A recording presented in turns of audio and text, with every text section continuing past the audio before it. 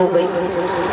इधर राजा एक हैं, उनकी रानियां दो हैं और दोनों रानियों के गर्भ से एक एक पुत्र पैदा हुआ, लेकिन किस्मत में फर्क हो गया, किस्मत में अंतर हो गया है।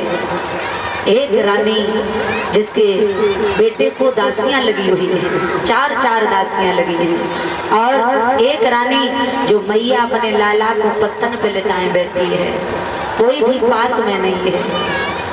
इधर नामकरण संस्कार हुआ है, तो छोटी रानी के गर्भ से पुत्र पैदा हुआ है, उसका नाम रखा गया है उत्तम।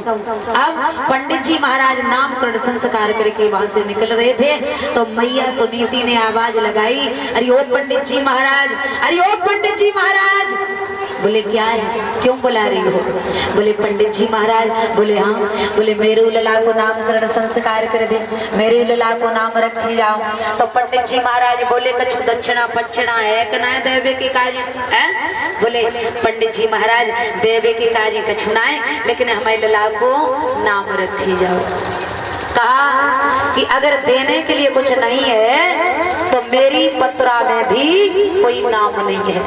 मैया पीछे पीछे भागन लगी, पीछे पीछे दौड़न लगी, कछु करो लेकिन नाम रखी जाओ। आज जब पीछो ना छोड़ो है तो महाराज पंडित जी महाराज ने कहा जाओ तुम्हें लला को नाम धुरुआ है, धुरुआ। मैया ने अपने लला को नाम संभाल के ध्रुव रख लो है। अब महाराज जैसे ही दोनों बालक बड़े भये, और जब दोनों बालक बड़े भये तो महाराज एक दिन उत्तम ध्रुव के पास में खेलने के लिए आया है। वो जब ध्रुव के पास में खेलने के लिए आया तो महाराज उत्तम ने कहा भैया। बोले हाँ। बोले तुम्हें यहाँ डर नहीं लगता है? तुम्हें यहाँ डर नहीं लगता है? यहाँ शेर चीते घूम रहे हैं।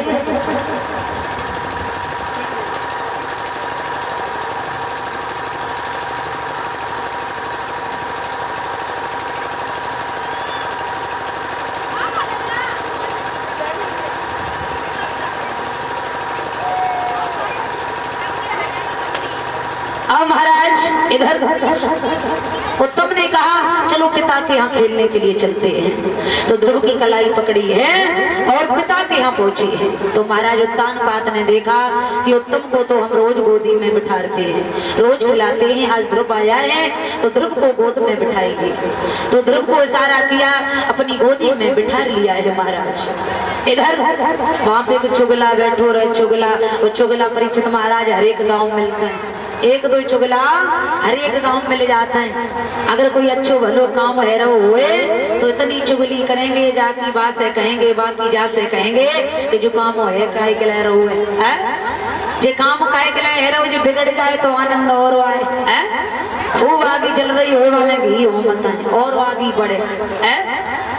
चुगला हर एक गांव में दो एक मिली जात परीक्षित महाराज।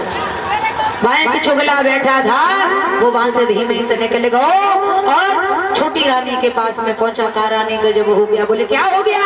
बोले तुम्हारा बेटा जमीन पे खड़ा और एक दासी का बेटा महाराज की गोदी में बैठा है। आज सुरची ने कहा ये कैसे हो गया?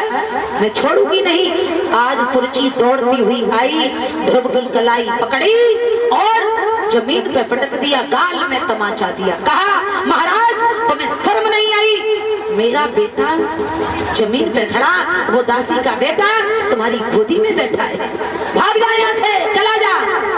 अगर कल से मैंने तुझे देख लिया तो तेरी दोनों आंखें निकाल लूंगी। और अगर तूने पूर्व जन्म में यानी कि पहले थोड़ा बहुत भी भजन कर लिया होता तो उत्तम के बदले मेरी कोख से जन्म ले लिया होता।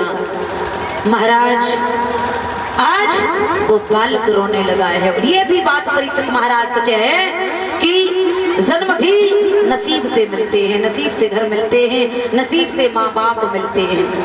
कहीं कहीं देखा लोग बड़े बड़े पैसे वाले हैं, मैंने अपनी आंखों से देखा वो घर में एक बिटिया उना है। परीक्षित महाराज कह रहे हैं कि ललाना है तो ललिए पैदा है जाए, घर में कोई भी नहीं है।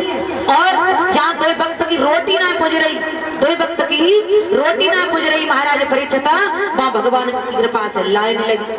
कच्चा बनियान ना पुज रहे, मोमबत्ती की फैक्ट्री सी चल रही, कोई पुछवैया पैदा ना है रो, वहाँ पे भगवान की कृपा से लाइन लगी लाइन। हाँ मैंने आंखें से देखो, पहले एक एक फिर दुध जुड़मा होता है। ये बात सच है, झूठ नहीं बोल रही हूँ मैं, सब किस्मत से होता है। अब इधर ध्रुव रोते हुए मैया के पास में आए। माँ ने कहा बेटा क्या दोनों भाइयों में झगड़ा हो गया, लड़ाई हो गई? बोले ना। बोले क्या हो गया? बोले मैया जब हम पिता के यहाँ खेलने के लिए गए तो पिताजी ने इशारा किया, मुझे बुला लिया और मौसी जाने कहां से चली आई, उठा करके नीचे पटक दिया, गाल में तमाचा दिया।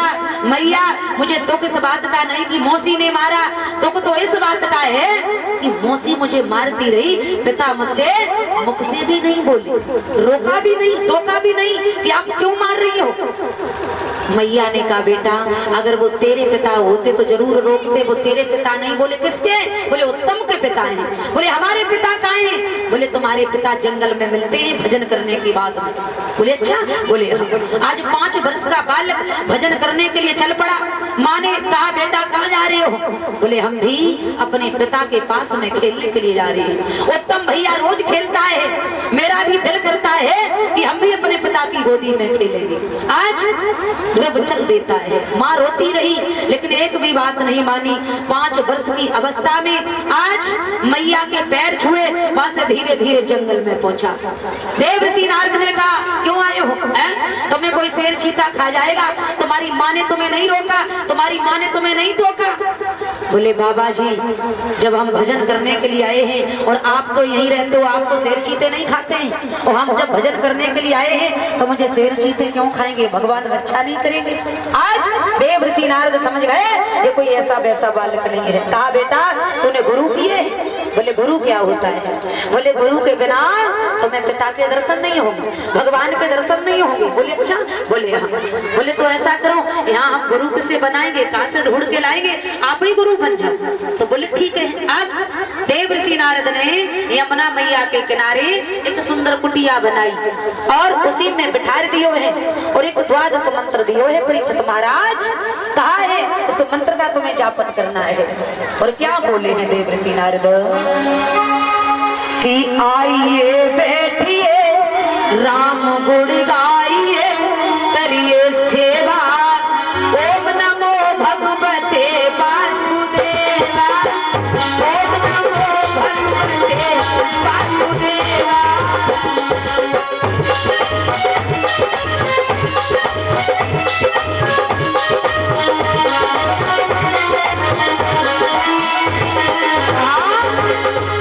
आइए बैठिए राम गुण गाइए करिए सेवा, ओम नमो भगवते वासुदेवा, ओम नमो भगवते वासुदेवा।